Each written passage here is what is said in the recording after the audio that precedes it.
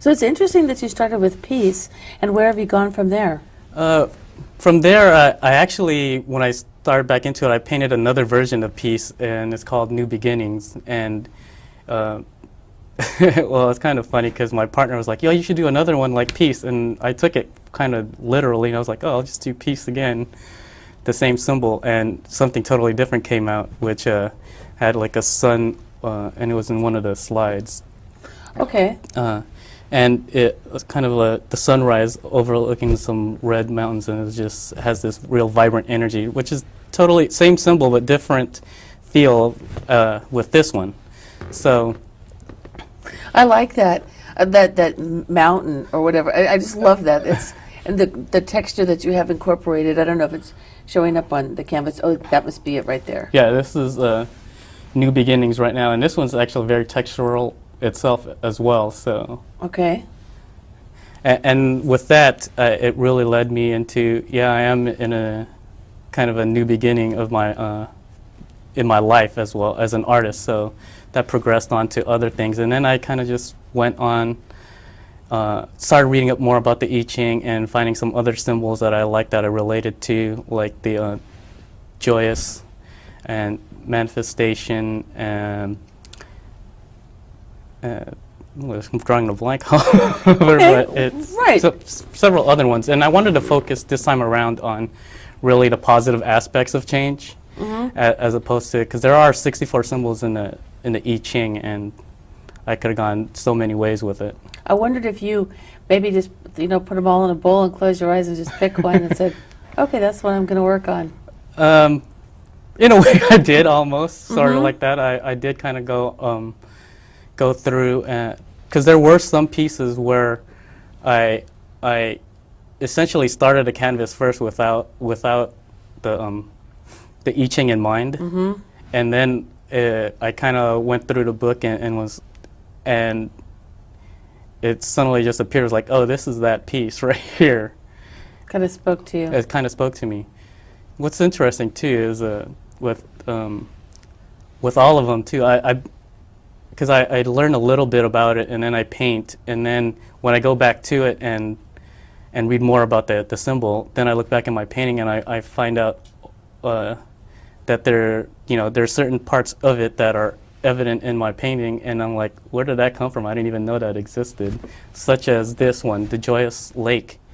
All I knew was that it meant joyous, and why would I paint a fish jumping out of water, presumably, he's going up into fish. Yeah, he's a happy fish. It's at night and there's no fisherman, so he can come up.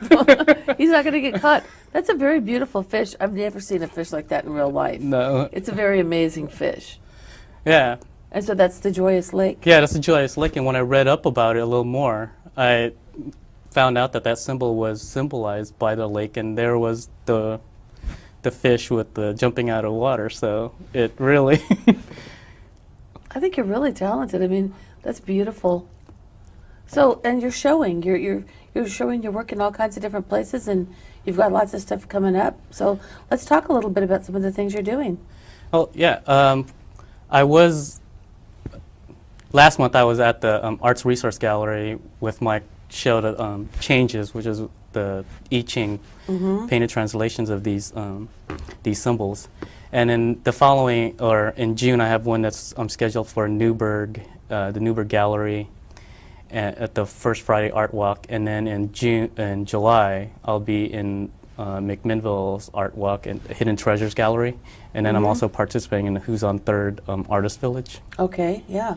I think Bill kind of mentioned that a bit, Bill Miller. Let's go back to the gallery, the new gallery in Carlton. Talk about that a little bit. Well, the Arts Resource Gallery came about from Yamhill Valley Arts, which is an organization that I helped co-found with several other artists. We're a not-for-profit organization. And our mission is to connect the community with the arts. And we do that in two ways. One is the Arts Resource Gallery in Carlton, and the second is an online directory that will eventually serve as a conduit for artists and venues and businesses to connect and have them support each other. Like, oh, I want an artist for my event here, so then they can kind of look it up there and Okay. and use that. Okay. Now, are you thinking that you may at some point participate in like the Art Harvest Studio Tour? Yes, I would love to participate in the Art Harvest Studio Tour. However, at this time, my where I'm living doesn't really allow for me to Okay. kind of have traffic going there. Okay. at this So time. maybe not now, but Yeah. at some point you might want to do that. Well, how are you finding the new gallery in Carlton? Are you? It's actually a great space. Mhm. It's an 11 by 20 space, and it works really well with the art there. We've been getting great reviews from people coming in and really loving that, having an art space there as in the middle of wine country and with all the wineries around. So Yeah, I think that's nice. And I mean, downtown Carlton's so cute. yes, You know, it it's, is. it's like a cute little downtown and fun places to eat and drink and Mhm. shop, and the art seems to go really well in there. So people are responding to that. Yeah, they're responding very well to it, and we've been getting what's happening. What we're doing with Arts Resource too is we're rotating the artists monthly, so that gives us a new look every month, and Mhm. for our visitors and for people that live around the community to see the art, and for the artists really to showcase their work and have a place to sell it.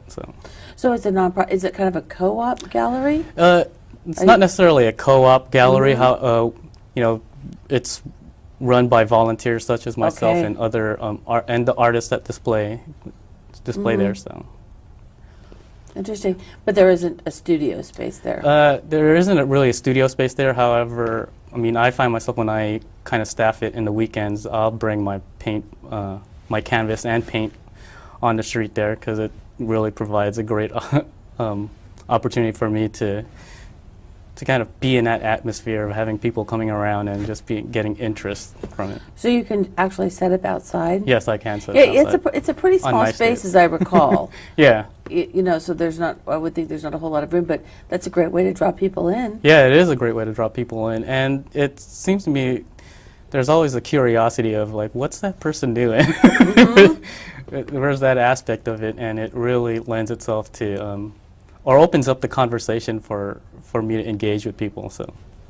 So now, when you were down in San Diego, I mean, were you beyond the one class that you took, or that initial class, in all those years, were you like going to art galleries? Were you sort of immersed in the art world down there at all? Well, my college years I wasn't so much. Mhm. However, I was involved with a lot of other groups or people that were very talented, so I wasn't totally cut off. And then I started taking classes for myself, and then I found out like, oh, this is really where I want to, what I want to be doing again. This is, I missed it so much because growing up or in high school, I just loved painting and drawing, and it really was what brought me a lot of joy. So. Mm-hmm.